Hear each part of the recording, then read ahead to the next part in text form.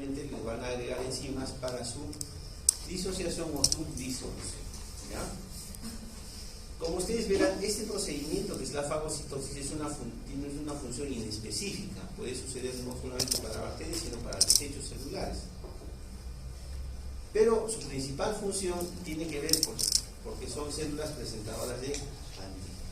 Una vez que estas han disuelto ese contenido proteico, parte de citoplasma, parte de proteínas, parte de canales, parte de células, etcétera, etcétera, una vez endocitados, una vez disuelto, lo que van a hacer es el reconocimiento de sus antígenos. ¿Okay? Y luego de ello, al procesar estas muestras, van a presentar a otro tipo de terminaje celular, y en este caso serían las células T. ¿Ok? Los neutrófilos también son llamados micrófagos, los que son macrófagos, porque son células mucho más grandes, tienen de 12 a 18 micras, son el 60-75% del contenido de células del sistema mieloide. Tienen una vida media corta, algunos pueden durar algunos días, 3 a 4 días, algunos pueden vivir solamente 12 horas, sobre todo cuando hay inflamación. ¿Ya? Tienen su núcleo segmentado de 2 a 5 lóbulos, que están conectados con delgados puentes, ¿no? En los inmaduros el núcleo no está segmentado, por eso es que se llaman abastonados, ¿no? Abastonados. Muy bien. Dentro del citoplasma tienen un alto contenido de gránulos finos que al utilizar una tinción convencional adquieren el color púrpura. Estas vesículas son las que se llaman las lisosimas. Son enzimas citolíticas que tienen que ver fundamentalmente con la depuración y la lisis de contenidos celulares. ¿Ya? Dentro de estas mismas lisosimas existe también una sustancia muy importante que se conoce fagocitina, como fagocitina. Esa sustancia tiene actividad antibactericida y que fundamentalmente ayuda al control de infecciones. Este neutrófilo es una célula muy móvil, muy adaptativa. Su contenido plasmático le permite discurrir por incluso insospechados lugares en los cuales hay obstrucción al flujo sanguíneo. Esta propiedad por la cual le permite atravesar ciertas paredes, incluso los vasos sanguíneos, se conoce como diaperesis. Su principal función es que detiene y retarda la acción de los agentes infecciosos, bacterias, virus, hongos, parásitos y algunos materiales extraños como las sustancias químicas y este fenómeno que es la diaperesis empieza, como ya les he mencionado, con el fenómeno del rolling o rodamiento, el cual durante el flujo turbulento sanguíneo los neutrófilos van haciendo movimientos de reptación hacia la periferia. Una vez que están localizados en la periferia viene el fenómeno de adhesión, que tiene que ver con las moléculas de adhesión vascular, y finalmente proviene el fenómeno mismo de la diaperesis, que es atravesar, ¿no?, el endotelium, para finalmente llegar hacia el lugar de la inflamación, que corresponde a la migración de los nervios. Este fenómeno de extravasación o diaperesis es un fenómeno molecular y tiene que ver fundamentalmente con el engranaje adecuado que tiene que ver con unas moléculas que están incluidas dentro de la membrana celular del neutrófilo y otras que tienen que ver con la membrana celular del endotelio, de las células epiteliales. Como un fenómeno biológico y molecular puede finalmente producir el trasvase de estas células a través del neutrófilo. ¿Listo? Ese neutrófilo que ustedes lo ven acá ha producido ya la primera fase, que es el rodamiento, y va a entrar en contacto. Una vez el rodamiento va a hacer el proceso que se llama la adhesión. Durante el fenómeno de la adhesión celular intervienen moléculas que van a producir finalmente el granaje y finalmente el trasvase. ¿Listo? En este caso hay algunas lectinas y también en la membrana del, ¿cómo se llama?, del neutrófilo, y que dentro de ellas fundamentalmente se encuentra esta que es la SLX, y además tiene un receptor para la interleuquina 8. Ambas moléculas son los que van a permitir finalmente fijarse con las moléculas complementarias en el endotelium. En primer lugar, para el receptor LFA1 vamos a tener esta primera molécula que es el ICAM1. ¿Qué cosa es el ICAM? Molécula de adhesión intercelular. ICAM tiene el inglés, al revés sería molécula de adhesión intercelular. Este ICAM1 es el que se va a unir a esta molécula de neutrófilo que es la LFA1, que cuando hagamos moléculas de adhesión vamos a ver que tiene dos componentes, dos subunidades, alfa 1 y beta 2. Esta LFA1 es una integrina, y esta integrina es la que va a permitir finalmente el anclaje del neutrófilo en forma fija hacia el endotelio. Por su parte, miren, tenemos también el receptor LX que se va a unir finalmente a otra molécula del endotelio, que es la E-selectina. Las selectinas tenemos varias. Tenemos la E, la T y la D. ¿Por qué se dice que es E? Porque es una selectina del endotelio. Por eso está acá, es la E-selectina. La E-selectina se va a unir al SLX del neutrófilo y también le va a dar consistencia y dureza a ese. ¿Listo? ¿Qué más?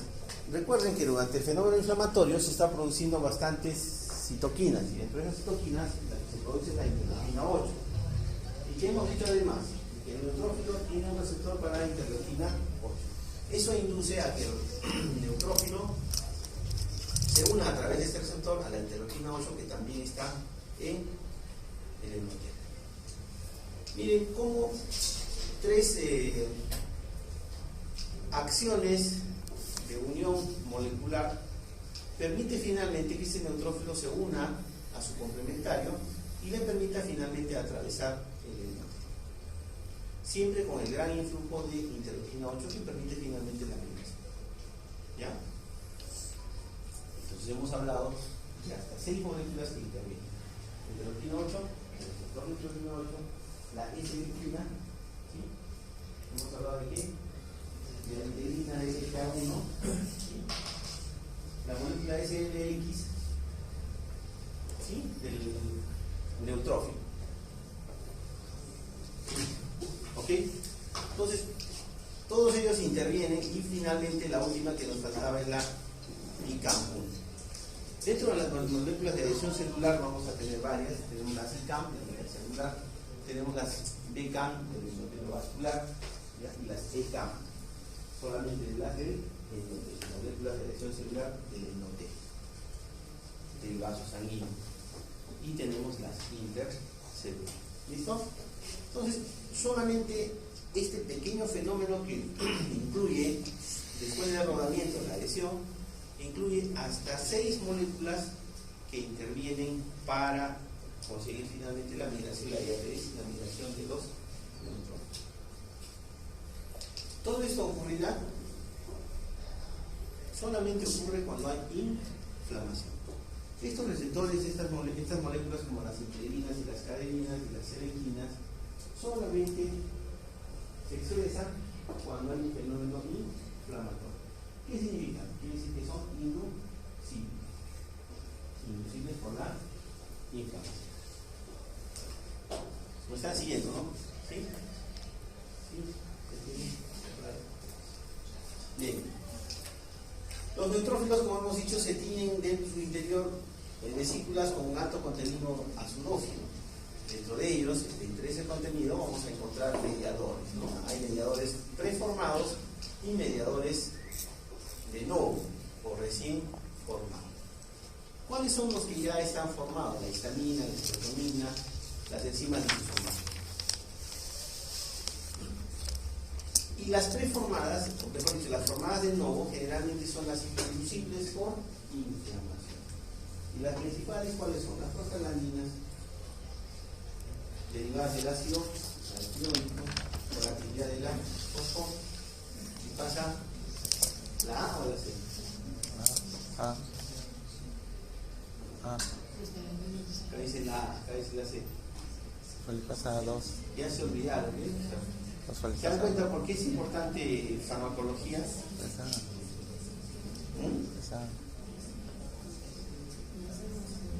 Fosfolipasa 2.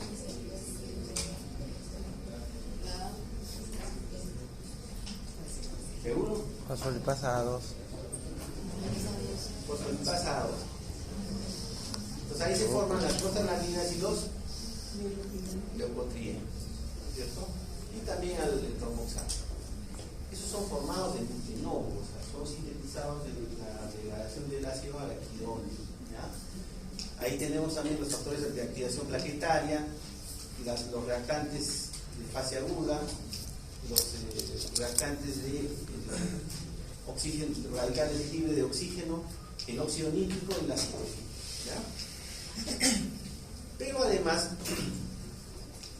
hay sustancias que van a hacer del neutrófilo, que van a ir hacia el hígado y hacia la circulación sistémica, que van a activar los dos componentes fundamentales: la síntesis de los factores de coagulación y la síntesis de las proteínas del sistema de complemento.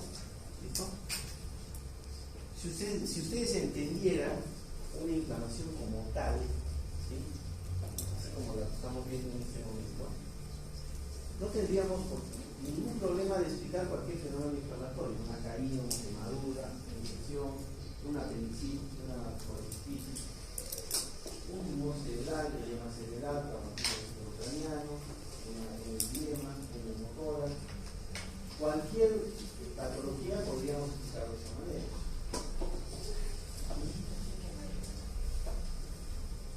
Entonces, cuando veamos el paciente y tiene una inflamación aguda, está en una sepsis severa, ¿qué cosa vamos a encontrar? Signos clínicos de la actividad de todo este tipo de sustancias. ¿Qué hace la histamina? Vasodilatación, aumenta el shock, hipotensión. Bueno, ya se termina la clase. La última vez.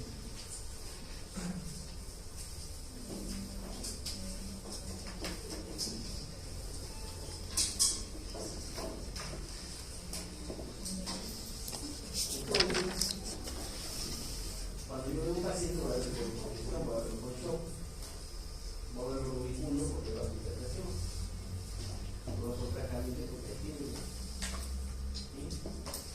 Y cuando le pido los exámenes, ¿qué cosa va a encontrar? Leucocitos. ¿Por qué? ¿Por qué? Porque hay sustancias quimiotácticas. Está yendo a la médula y está entendiendo. ¿Sí? El segundo tipo de coagulación, ¿cómo va a estar? Alterado. ¿Sí? Cuando le pido proteínas plasmáticas, cuando le pido perfil hepático, ¿cómo está? Alterado. ¿Sí? Cuando yo les pregunto eso y cuando vemos un paciente y les pregunto, ya sé, yo soy genio. ¿Yo soy genio o es que yo estudio más que los demás?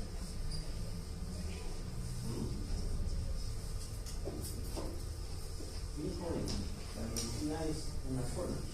¿Sí? Si nosotros queremos hacer algo bien, tenemos que profundizarnos como corresponde. Tengo que hacerlo hasta el final y lo tengo que hacer profundamente, y lo más importante, tengo que hacerlo bien. Yo no puedo hacer la médica. Yo estoy haciendo dos actividades ahorita. Soy médico por un lado y por otro lado soy administrador de salud. Tengo que saber el presupuesto, el plan anual de contrataciones, procesos logísticos, equipamientos, recursos médicos, dispositivos, programación asistencial, diferentes de cifras, etc. ¿Sí?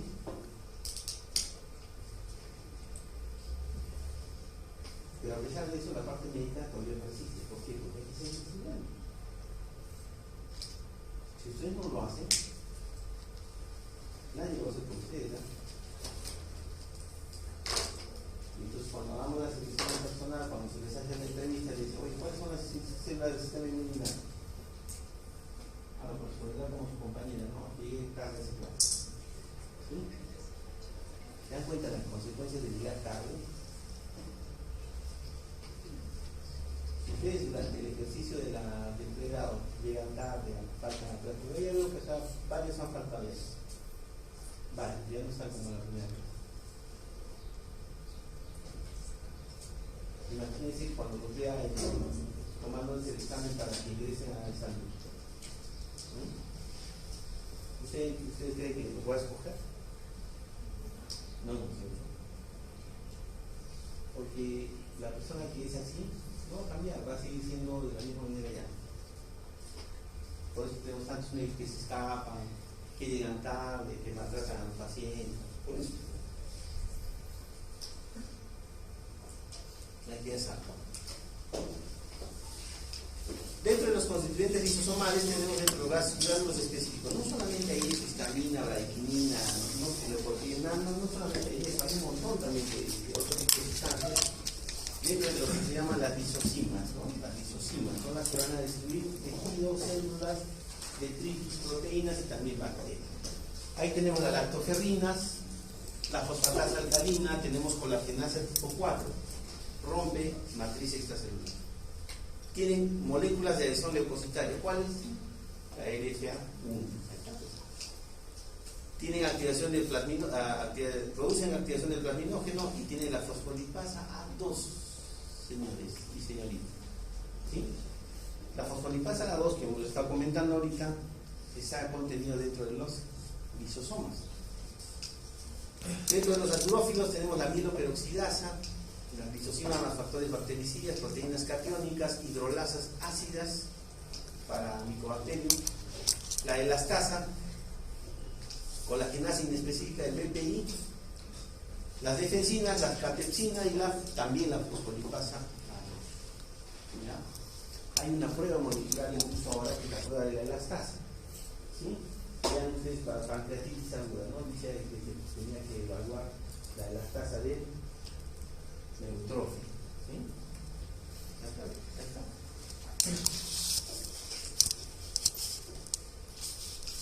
¿Qué otro papel fundamental tienen? Tienen función fundamentalmente en la defensa, pero de carácter químico. Producen reacciones de óxido-reducción. Y estas reacciones de óxido-reducción se hacen a través de esta enzima que es la superóxido dismutasa. Miren, dentro de las lisosimas, una vez fagocitado el elemento, son vaciadas contenidos de esta enzima que es la superóxido dismutasa. Esta a su vez no solamente tiene superóxido dismutasa, tiene la glucosa 6-fosfato de citrogenasa, tiene mieloperoxidasas, tiene catalasas finalmente, que van a producir reacciones donde las cuales interviene el oxígeno, produciendo finalmente reactantes o radicales libres de oxígeno.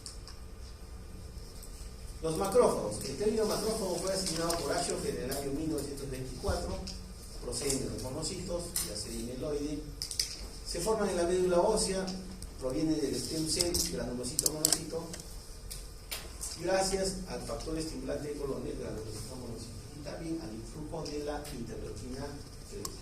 Cuando hay interleuquina 3 se va a producir más cantidad de macrófagos. ¿Listo? Los macrófagos tienen la función de fagocitosis, son principal componente de la inmunidad celular innata.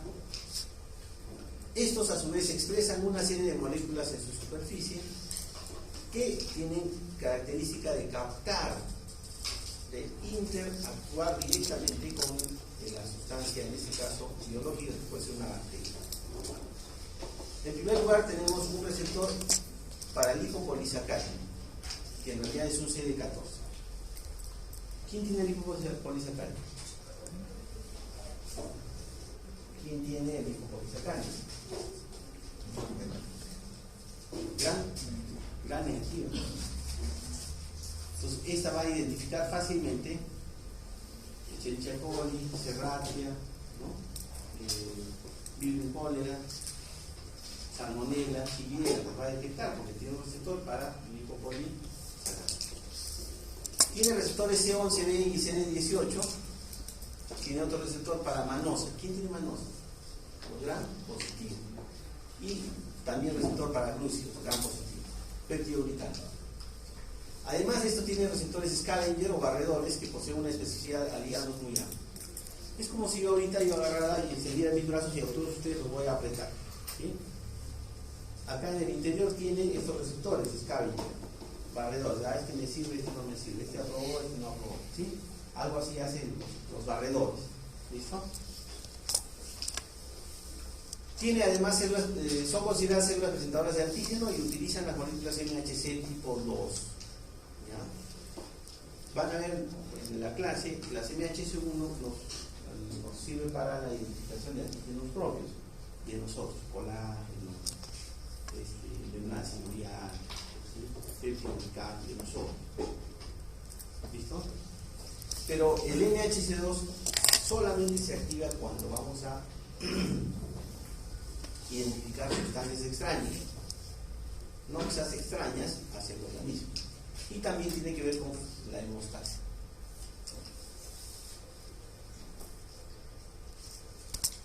Como estos receptores que están en la superficie del macrófago, fíjense ustedes, a través de su receptor que identifica que es el CD14, es un receptor para lipopolisacárido, identifica al lipopolisacárido de la bacteria.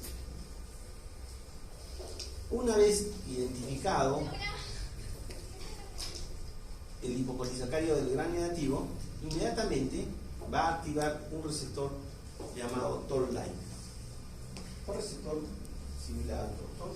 Estos receptores son los más antiguos, son casi cavernarios estos receptores, y que ellos a su vez van a estimular en su porción intracitoplasmática, van a desencadenar una acción de fosforilación para activar algunos factores de transcripción como el AP1 y el factor nuclear kappa 20. Cuando hablamos de factores de transcripción estamos hablando prácticamente de los primers que van a iniciar el proceso de transcripción de ADN. ¿Qué tipo de ADN creen que va a activar? ADN para las citoquinas. Genes que producen citoquinas, interleuquina 1, factor de costumal alfa, interleuquina 6, interleuquina 3. Pues esos genes van a transcribir, van a producir las proteínas y van a empezar a liberar gran cantidad de citoquinas. ¿Listo? Con ese proceso, miren, con ese proceso también van a activar colateralmente un receptor de citoquina que es para el interferón gamma. Van a activar también estas proteínas nucleares que es el STAT1 y van a estimular finalmente la expresión de varios genes. Como les comentaba, genes por ejemplo de las citoquinas, la interleuquina 1, la interleuquina 2, el factor estimular alfa, que tienen que ver fundamentalmente con la inflamación y la inmunidad de tipo adaptativo. Al estimularlos también incrementan la producción de las moléculas MHC para identificar y presentar los antígenos extraños. Genes que tienen que ver con la producción de factores de crecimiento, factores angiogénicos, metaloproteínas, y que van a causar finalmente el remodelamiento del tejido. A nivel tisular, el factor tisular va a producir trombosis, se va a activar la cascada oxidativa que hemos dicho con el óxido nítrico inducible y la activación de las oxidasas del fagocito a través de los reactantes o intermediarios de oxígeno o radicales libres de oxígeno que finalmente llevan a la muerte de los microorganismos. Fabuloso. Como un segmento de lipopolisacárido de una bacteria para producir finalmente este vital. Y como interiormente dentro del neutrófilo una cadena molecular de eventos de fosforilación, activación y transcripción de genes finalmente va a producir las principales actividades que tiene el macrófago: presentación de antígenos, inflamación, respuesta inmune adaptativa, remodelamiento de tejidos, trombosis y lisis de microbios. ¿Cómo se llama todo este fenómeno que acabamos de explicar? La activación de macrófagos. ¿Listo? Cuando ya más adelante, porque después ya solamente voy a hablar de cuando se activa el macrófago, ustedes tienen que recordar todos estos mecanismos que se producen con la activación y el reconocimiento de este receptor CD14. Muy bien, estos macrófagos ya hemos dicho que tienen el receptor de manosa, acá está, el receptor de glucanos, el receptor Scavenger o barredores, el CD11 y el CD18, ese que acabamos de ver que es el liposacárido, el receptor del liposacárido o CD14, ¿no? Listo. Miren, durante este periodo múltiples bacterias pueden ser reconocidas por este macrófago y cualquiera de ellas también puede producir la activación del macrófago con la actividad que acabamos de señalar, ¿no? Finalmente esto conduce a la liberación, a la síntesis y obviamente la inducción de mediadores inflamatorios y que se vuelven de forma sistémica. ¿Listo? Las natural killers.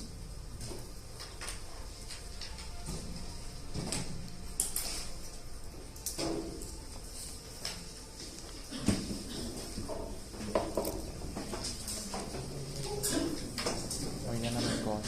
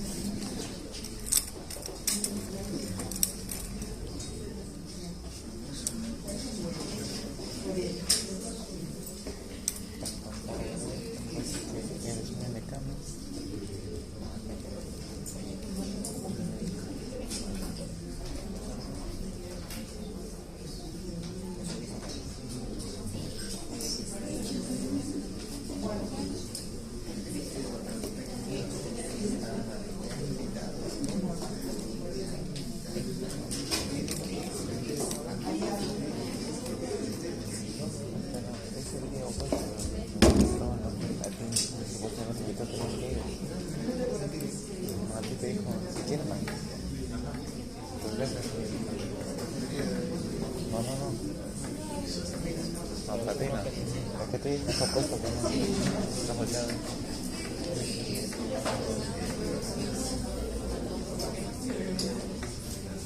Está completamente. Bien, vamos a hablar ahora de la natural killer.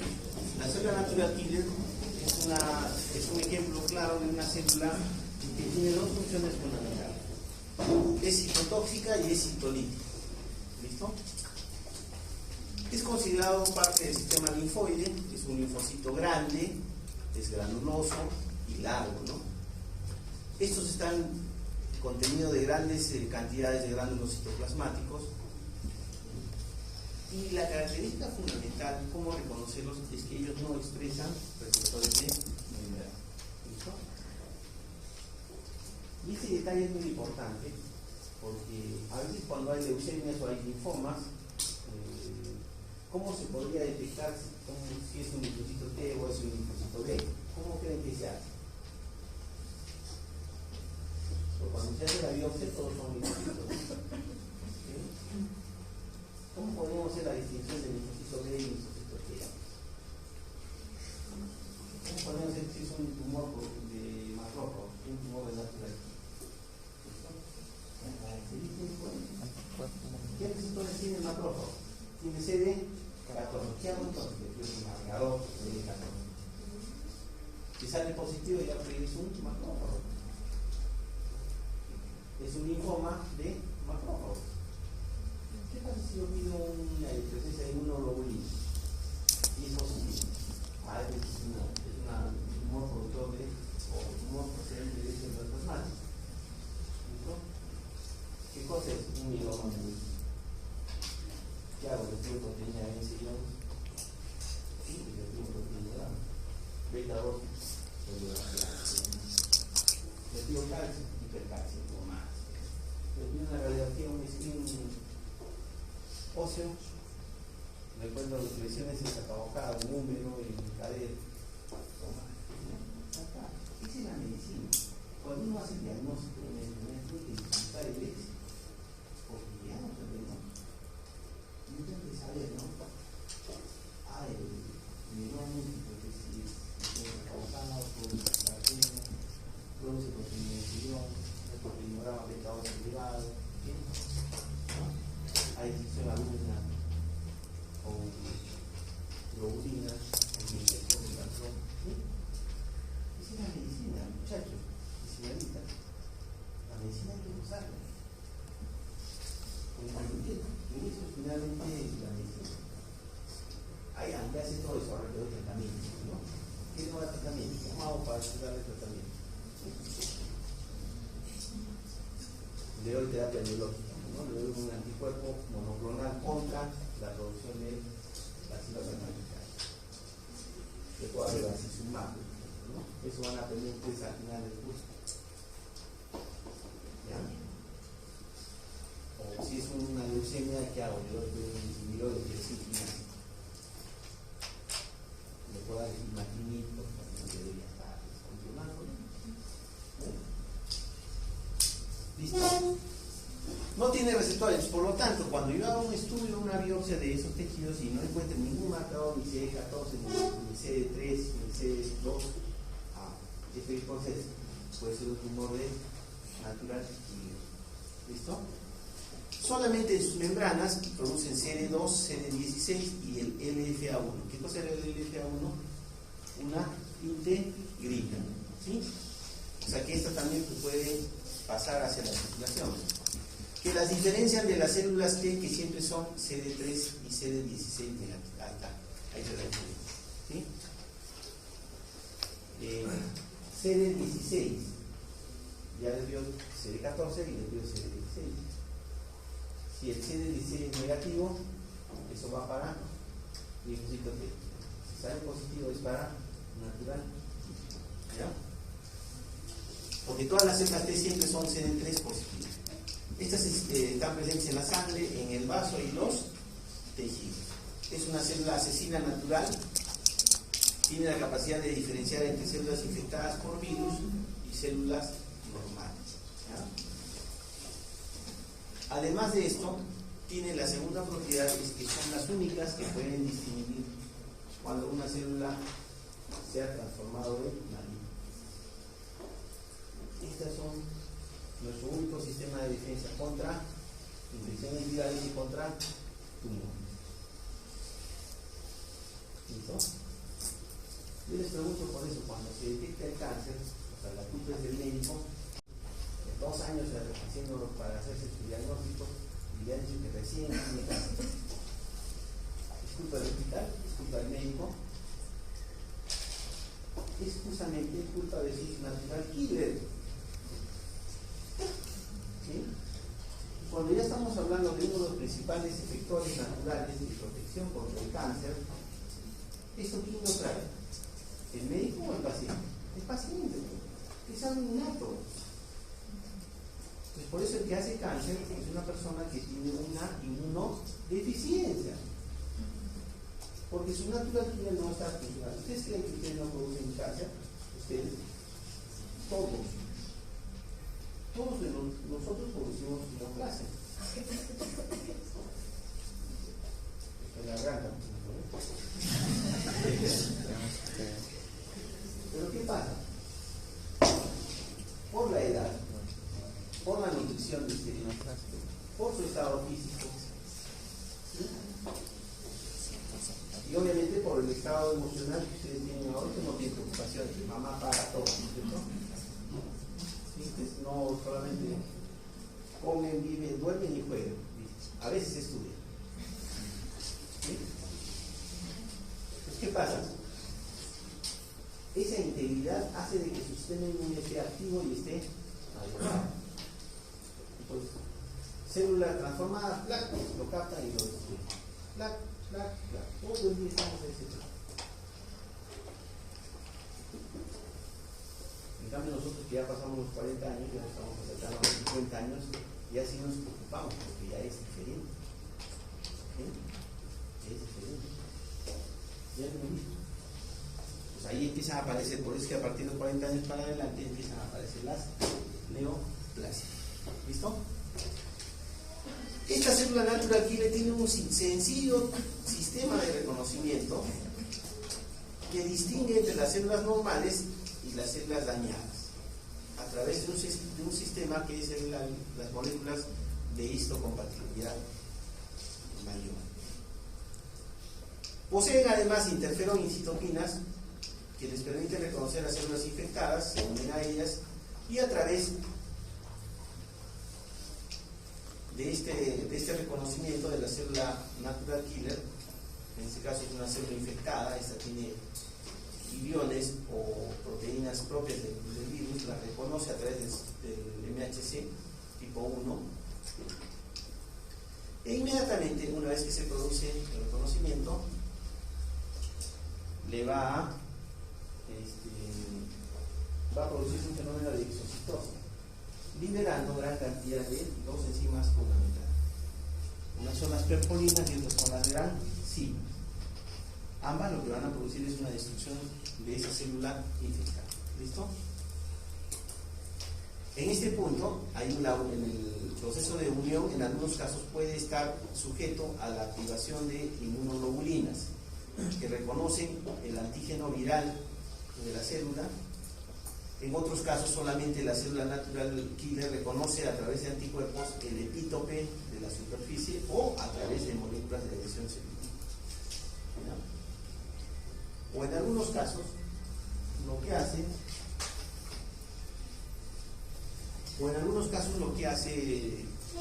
la célula natural killer, que es la tercera forma, simplemente utiliza su MHC tipo 1 y debe encontrar el antígeno de reconocimiento. Como ven en este caso, sí llega a reconocer. ¿Qué pasa cuando las células tumorales pierden el gobierno y el control total? Ya no expresan el ácido ciálico, ya no expresan glucoproteínas, ¿sí?, en su superficie. Entonces, ese ya no lo reconoce como propio, sino lo reconoce como extraño. Entonces, ¿qué hace? La mata. Entonces, tres mecanismos, no se olviden, ¿no?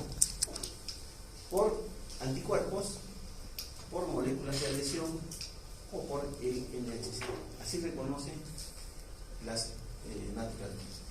Miren, durante este proceso existe el reconocimiento a través de estas moléculas MHC tipo 1 y que le va a permitir finalmente activar su sistema interno de activación y que va a generar finalmente, ¿qué cosa? Una célula NK activada que va a producir la liberación de las grancimas y las perpolinas.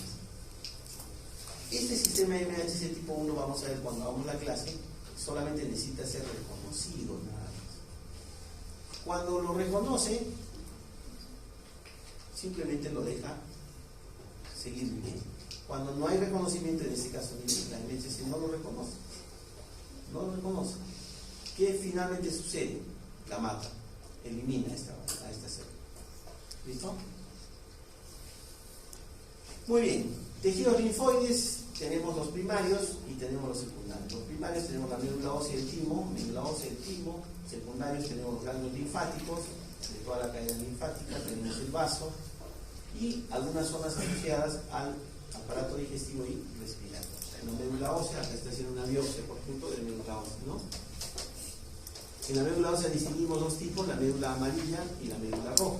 En la médula amarilla está el tejido adiposo y es inactiva. En la roja, ahí es donde se van a producir todas las células mieloides y linfoides a través de las stem cell.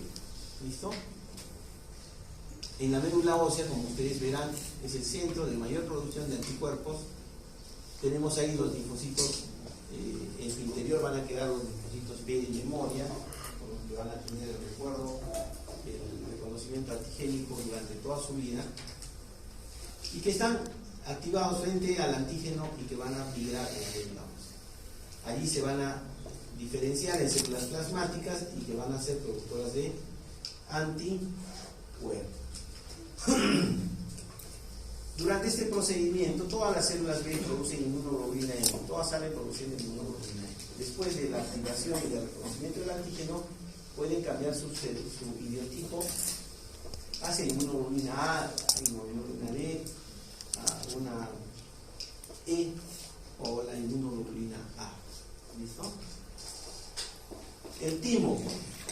El timo hemos dicho que es una glándula bilobulada, está situada detrás del esternón, tiene una zona cortical, acá está, miren, la zona cortical, y una zona medular.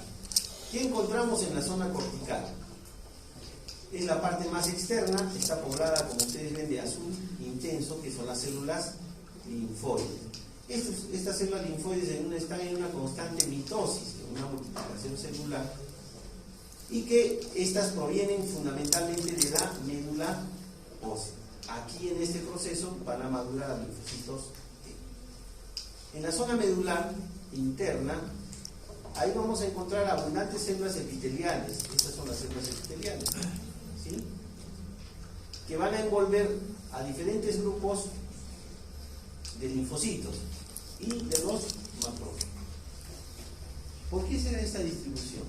Esta distribución se da porque este es el fenómeno solamente de clonación, se están clonando. En cambio, la zona medular, ahí ya es el reconocimiento de los antígenos. ¿Listo? ¿Qué significa? Ustedes son los linfocitos, desde hoy día saben, o desde el lunes saben, de que la puerta de ingreso, ¿cuál es? La de abajo, ¿no es cierto? Entonces, lo mismo pasa con los linfocitos. Cuando llegan a esta puerta, nadie les va a abrir la puerta. Pero si van más abajo, sí van a poder ingresar. ¿Listo? Lo mismo sucede con los linfocitos. Tienen que madurar reconociendo los antígenos propios.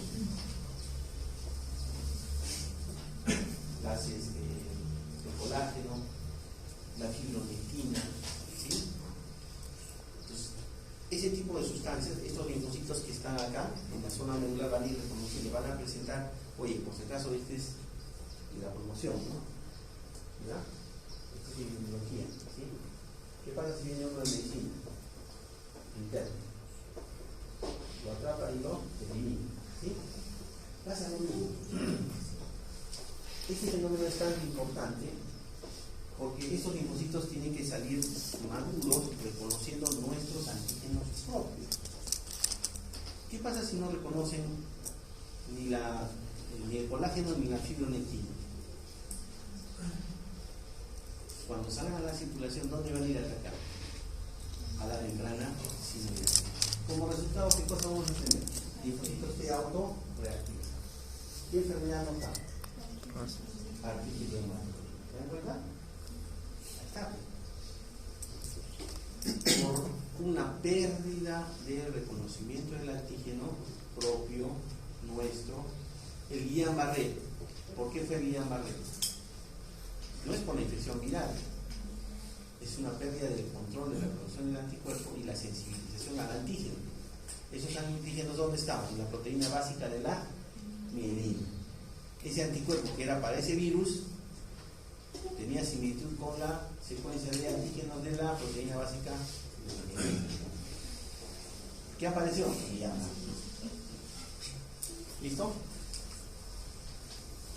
Los ganglios linfáticos están localizados a través de todos los conductos linfáticos, recogen la linfa de todo lugar y evitan el paso de microorganismos.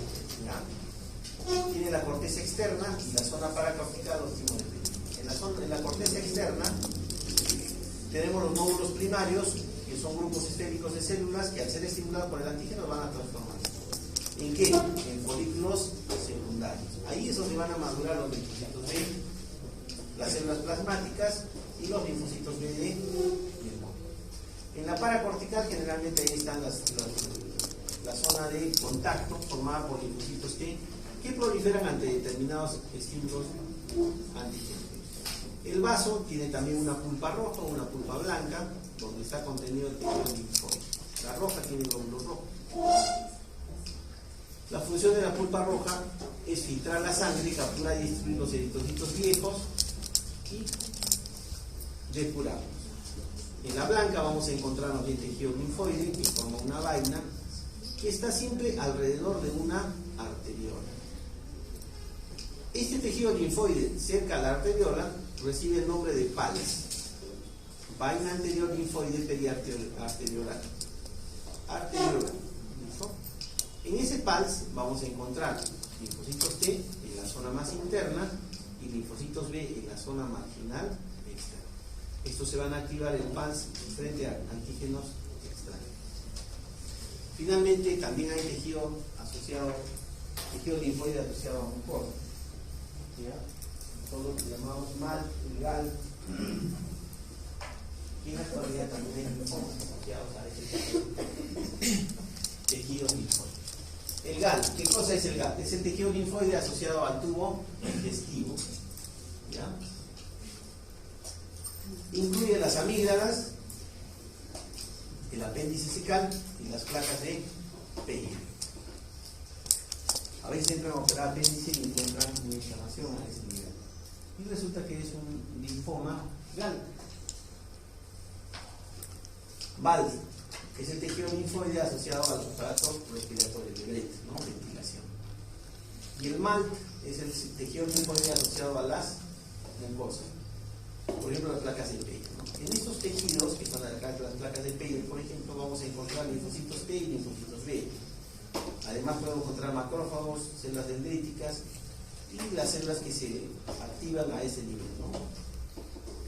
Ese tejido linfoide está conectado entre sí para permitir una gran circulación de células plasmáticas productoras fundamentalmente de inmunoglobulina A y inmunoglobulina E. La inmunoglobulina A, como ustedes van a ver, es la principal inmunoglobulina secretoria y que tiene un papel de defensa frente a las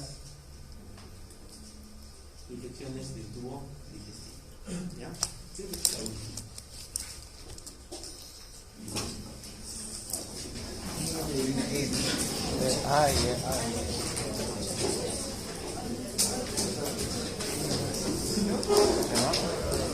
¿No?